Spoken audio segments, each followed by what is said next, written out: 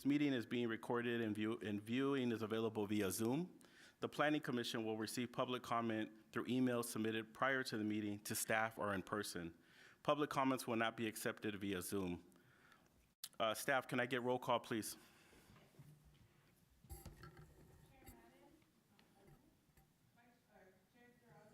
Here.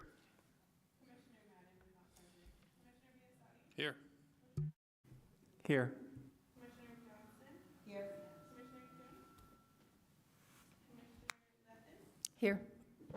We have Commissioner Cook. Okay, thank you. Commissioner Johnson, can you lead us in the Pledge of Allegiance, please? To the flag of the United States of America and to the republic for which it stands, one nation, under God, indivisible, with liberty and justice for all. Item number 1, approval of minutes from December 19, 2023. Fellow committee members, are there any corrections or edits to the minutes? Through the chair.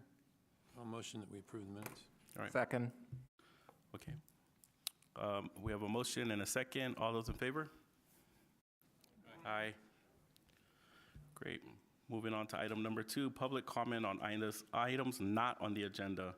Staff, do we have any speaker cards, or if there's anybody here that would like to speak, please fill out a speaker card. Perfect. All right, moving right along. Announcements for conflict of interest. Fellow commissioners or staff, do we need to be made aware of any conflicts of interest with the one agenda item that we have tonight? No. Okay, thank you. Number 4, public hearing. We have Tamfran redevelopment project scoping, and I'm going to hand this off to city staff. Thank you, Chair. I'm going to turn it over to Darcy Smith, our Assistant City Manager. Hello, good evening. Welcome, Chair Durazo and Planning Commissioners. Appreciate you taking the time out of this rainy night to come listen to our presentation and hold this scoping meeting. I'm Darcy Smith, the Assistant City Manager for the City of San Bruno. I'm here tonight as the Executive Project Manager for this project. And I'm joined on my right by Lisa Costa-Sanders, who's the Principal and Contract Planner from Good City Company, and Heidi Meckelson, who's Managing Director and the city's Environmental Document, or CEQA, California Environmental Quality Act Consultant from the firm ICF. And they will both be making the presentation tonight. Also in the audience, this is from the developers team, all of them. They won't introduce themselves, but the lead developer representative here tonight is Teresa Nemeth from Alexandria Real Estate Equities, and she's joined by her associates on the development team. They're here for any questions if you have them, but we'll not be making a presentation tonight. That will be the job of the staff development consultant team. And with that, I'll turn it over to Ms. Sanders, and she'll be making the presentation. And we'd prefer you just hold any questions till the end. It's a brief presentation, but then the chair can direct staff to answer any questions or refer them to the applicant. Thank you. Good evening. Good evening. Thank you for the introductions, Darcy, so I'll just skip through that slide. All right, just to give you a little background, July of 27, 2021, the City Council approved the Reimagining Tamfran Land Use Fact Sheet. And that fact sheet set the vision for what the city would like to see at the Tamfran Mall site. In 2021 and 2022, Alexandria Real Estate Equities, otherwise known as the applicant, acquired all parcels that comprise the 44-acre Tamfran site. And then September of 2022, the applicant submitted the preliminary project application as well as a revised application on November 22nd, 2023. The city issued the notice of preparation for the environmental impact report preparation on December 15th of last year. This is the project site.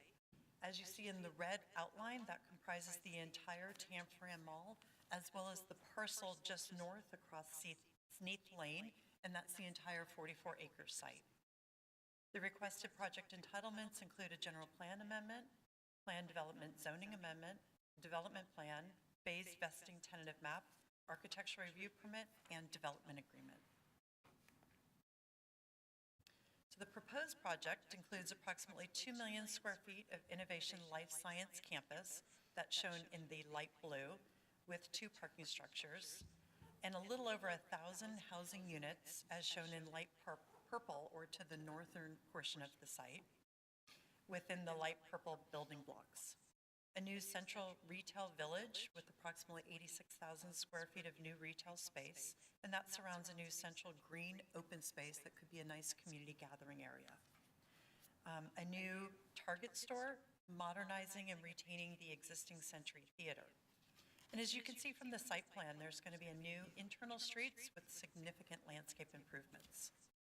The preliminary project, as proposed, is consistent with the City Council's stated vision for the site, as memorialized in that adopted fact sheet, calling for the site to be developed as transit-oriented development that includes a diverse mix of land uses.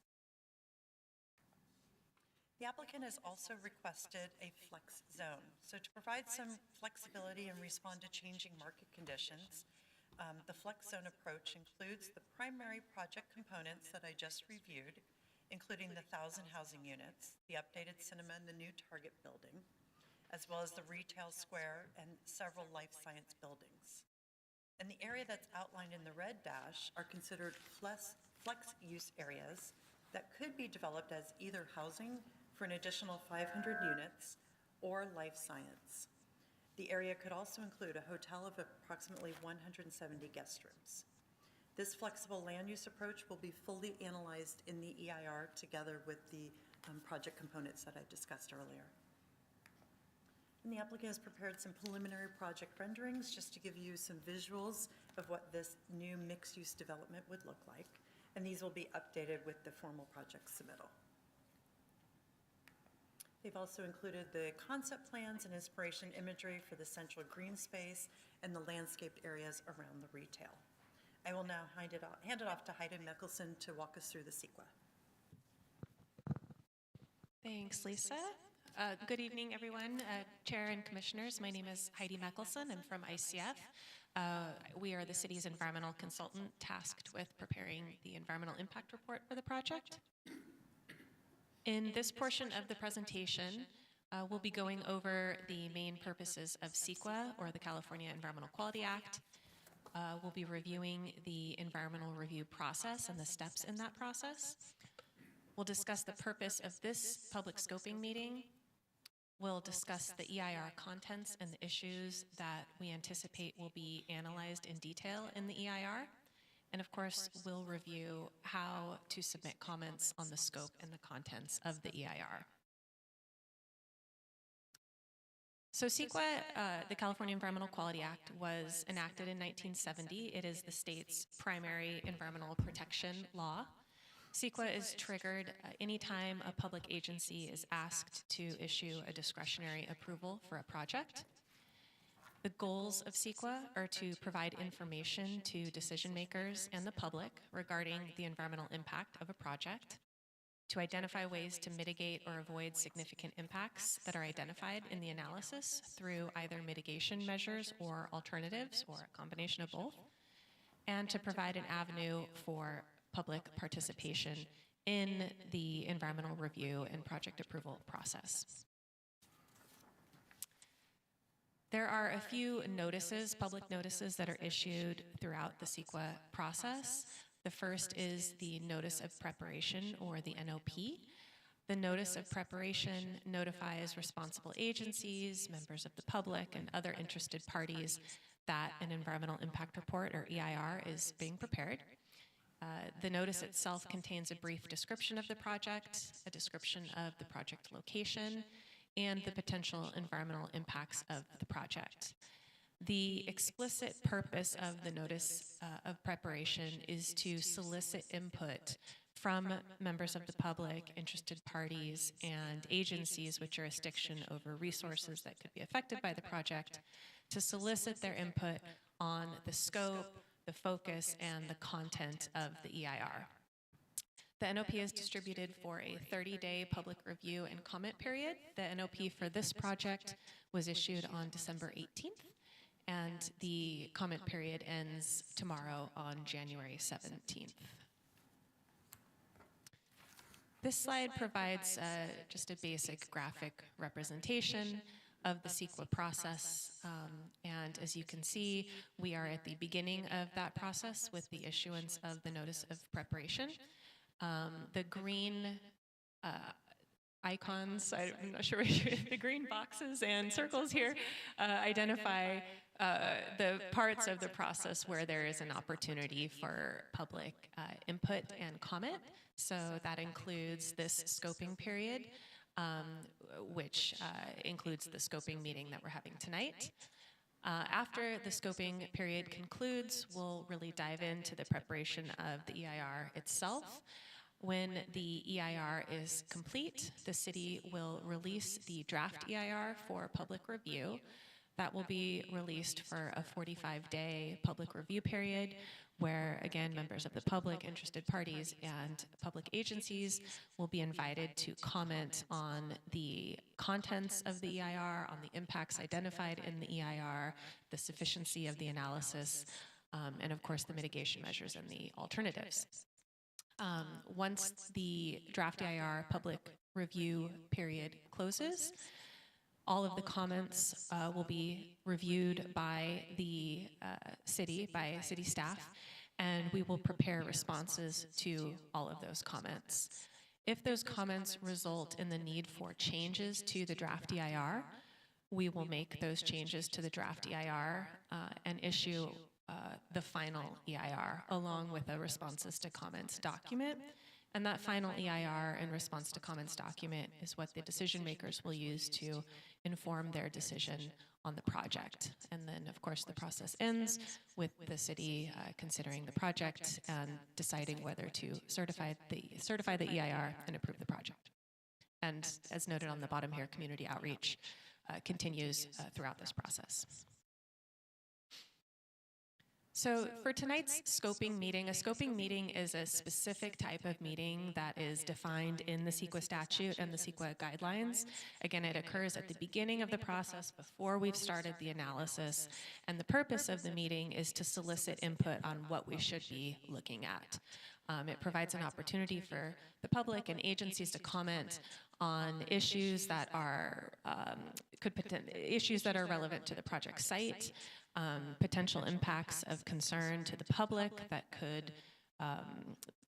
result from the project, and potential mitigation measures and alternatives that we should be looking at as we prepare the environmental analysis. What this meeting is not is an approval meeting. There's no decision being made at this meeting. And it's also not an opportunity for us to provide any answers or conclusions regarding the impacts of the project. We haven't started that analysis yet. There will be, of course, an opportunity to do that when the draft EIR is released for public review. The issues that we anticipate evaluating in detail in this EIR, there are quite a few of them. It's nearly, excuse me, all of the issues in Appendix G of the CEQA guidelines, which is the document that lays this checklist out. We'll be looking at air quality, biological resources, cultural resources, energy, geology and soils, which includes paleontological resources, greenhouse gas emissions, hazards and hazardous materials, hydrology and water quality, land use and planning, noise and vibration, population and housing, public services and recreation, transportation, tribal cultural resources, and utilities and service systems. The issues that we anticipate scoping out from detailed evaluation in the EIR include aesthetics, and this is because Senate Bill 743, the same Senate bill that established VMT as a metric for transportation impacts, included some exemptions for urban infill projects that are in transit priority areas. That includes exemptions from having to evaluate impacts on aesthetics and parking, and this project qualifies for that exemption. Also, agricultural and forestry resources, because there are no such resources on this project site, mineral resources, and wildfire, again, because there are no known mineral resources on the site and the site is not in a wildfire hazard area. The EIR will also look at project alternatives. This is a CEQA requirement. CEQA requires an EIR to identify alternatives to the project that would feasibly attain most of the basic project objectives, but it could avoid or substantially lessen many of the significant environmental effects of the project. We will look at a no project alternative, which is essentially what would happen on the site if the project were not to be approved. That is usually maintaining existing conditions on the site. That's a CEQA requirement. We will also look at alternatives to avoid or lessen the significant impacts of the project. We don't know what those alternatives are tonight because we haven't done the analysis and we don't know what the significant impacts are yet, but one of the purposes of this scoping meeting is to solicit input on what potential alternatives we might want to consider once we have identified those impacts. And then CEQA also requires, once you've gone through the exercise of doing the alternatives analysis, CEQA requires you to identify the environmentally superior alternative and call that out in the EIR section. Do you want me to do this slide too? Okay. So we'll conclude this presentation with just a brief overview of how you can provide comments in response to the NOP on the scope of the EIR. There will be an opportunity to submit oral comments tonight during the public comment period. You can also submit written comments, either in writing with a good old-fashioned letter in the snail mail to Darcy Smith at the address here, or via email at the email address here as well. And again, that public comment period closes tomorrow, Wednesday, January 17th at 5 p.m. And I believe that concludes the presentation. Okay, thank you for the presentation. Coming back to commissioners, any questions?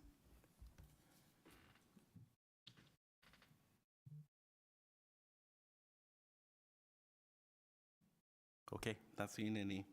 I'm going to go ahead and open public comment. Do we have any speaker cards or anyone here who wishes to address the Planning Commission? It's going to be an easy night tonight. I'm like, we're going right through this. It's raining outside. I guess since we opened public comment, and just to be formal, I guess motion to close public comment. Motion to close. Second. All right, all those in favor? Aye. Aye. Okay, looks like we're moving right along here to item number 7, items from staff. Or did I forget something?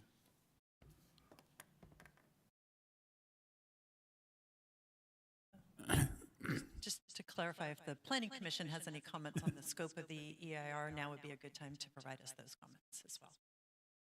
Okay, my bad. Yes, please. I'm very pleased to see the use of the flex zone. It's responsive to comments that we've heard at previous meetings. I'll be really interested to see what the EIR has to say about the alternatives. So I really appreciate the work everyone's putting into this from the developer team and the staff.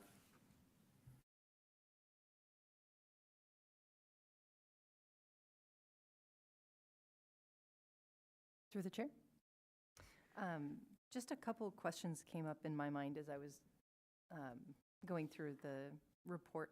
And I know this is a culturally significant area because of the internment that happened at Tanfran. And I'm just curious if this is going to study, if there'll be anything in the environmental impact report that will study that specifically. And I'm also curious, I think there's a little memorial site, and I'm not sure if that is in the Tanfran, is it in this job site area, or is it adjacent to it? I can't recall.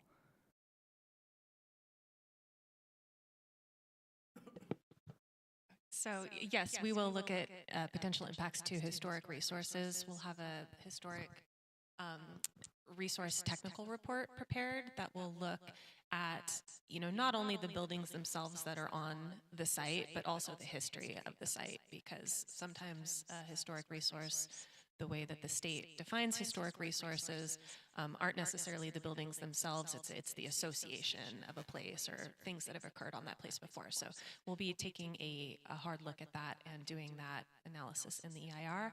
I can't speak to the memorial site right now, but I will make a note of that and make sure that we cover it in the document. Okay, thank you. And then as far as waterways, I think there was a mention that there was no concern about waterways, as I recall, but I just wanted to clarify, are there any like creeks or springs that are going to need to be in the report? Not in the immediate area, but we will be looking at hydrology and water quality as part of the EIR analysis. So we'll be looking at drainage on and off the site from not only a flow perspective and a flooding perspective, but also a water quality perspective. Okay, great, thank you. Go ahead. As I recall, somebody, it might have been me, actually asked about the memorial in a previous meeting. I believe, if we can ask the developer, I believe they told us that they were going to maintain access to that and preserve, make sure the memorial was, not damaged by, right? That was a pledge already. Good evening. Good evening, commissioners. It's a pleasure to be here. Teresa Nemeth again with Alexandria Real Estate. We are very excited that this NOP is getting started. To answer your question, there are 2 memorials on or adjacent to the site. One was built some years ago. It's actually in front of BJ's restaurant. It's a, I know, it's a Japanese garden, essentially. So it's a set of rocks and landscape material that is configured in a certain way that is very typical in Japanese culture. We've actually reached out to the folks that commissioned that memorial and that built it, because its specific location might need to change, but we are committed to relocating it and making it visible and accessible and working with them to make it culturally appropriate. The second memorial is actually not on the Tanforan site. It's on the Bart property itself, but it's adjacent to the Tanforan site. That's the one that was built recently. It's that lovely statue of the 2 sisters. And what our project will be able to do is to actually enable folks to see it more readily and to access it more readily. So we think it'll actually enhance it and improve it. Great, thank you. Okay.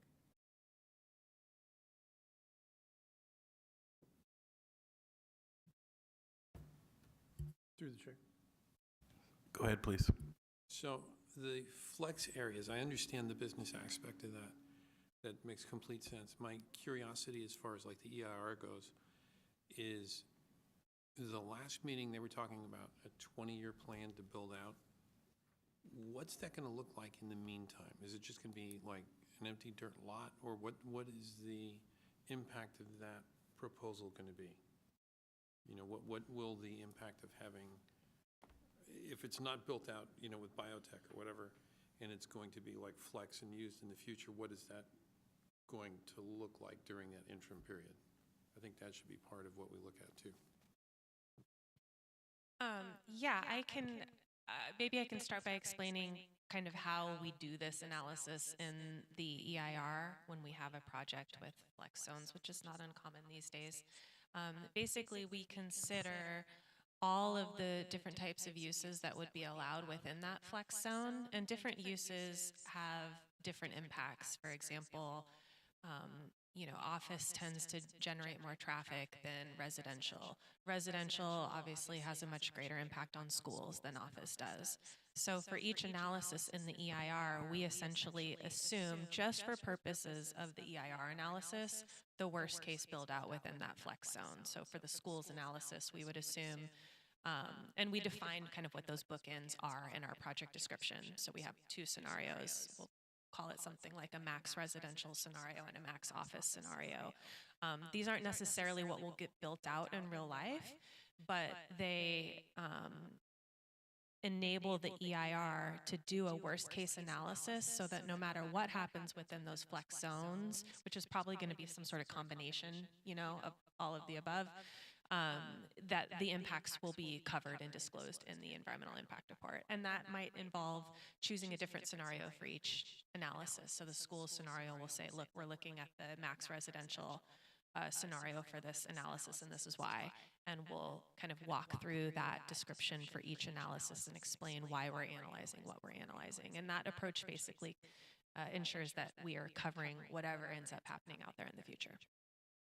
Okay, great, I get that. What I'm curious about is the interim between when we tear this all down and when you start construction. I'd like to look at the impact of what that's going to look like during that interim period rather than, or in addition to what we're going to put there. So I think we need to look at that impact if we can. From the city's perspective, I can tell you we're just as concerned about that impact as you are, in part because you're going to have residents potentially living right across the street, or office tenants occupying that space, or retail visitors wanting to enjoy a cup of coffee outside in the open space area. And this is not uncommon on big projects. So the city will have, as you know, conditions of approval. This is separate from the environmental quality review, but conditions of approval. And this came up, for example, in the Bay Hill Office Park as part of the YouTube project. And the city looks at a minimum at security, right? So fencing, although we certainly don't want unattractive fencing. So then we apply another lens of, well, what are some of the aesthetic concerns? And then also there's an environmental component relative to runoff and water quality, as Heidi mentioned. And so while the CEQA lens will look at it through sort of more of a build-out condition, there are still water quality conditions of approval that apply to a vacant lot, for example. So it will need to ensure that the runoff is addressed. But I will have a side note, which is that sometimes, especially on a big site like this, you can have temporary uses. And so a lot of the most amazing temporary uses that I've seen over the years have come up organically. There are some in Mission Bay, like the Spark Social area, which I would invite you to look at. Across from the ballpark, there used to be the Yard, which I loved. And frankly, when they took that away, I was a little sad because they had a fun outside eating and beer garden there.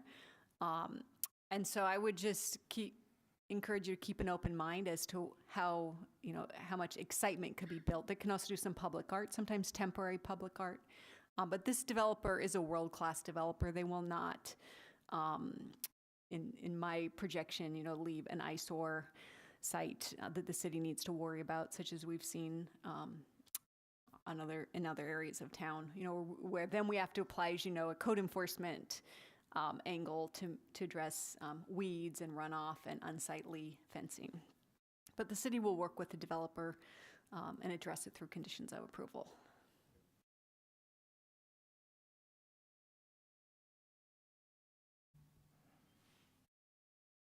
Any other questions or comments from commissioners? All right, given that there's no action, sounds like we can move on. Right. Thank you. Thank you for the presentation. Thank you for the questions and comments. Thank you, city staff. Thank you, planner. Moving on to item number 7, items from staff. 7A. Yes, so the only item from staff is the selection of ARC members for the February 8th, 2024 meeting. So we have Mary Lou, Marco, and Ara. Okay. Thank you all. That's it. All righty. Item A, comments from members. Do we have any comments from fellow planning commissioners?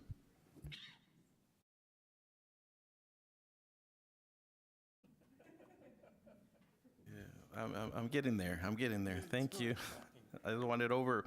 And item number 9, the most difficult one, unless there's anything else to do. Looks like we're adjourned.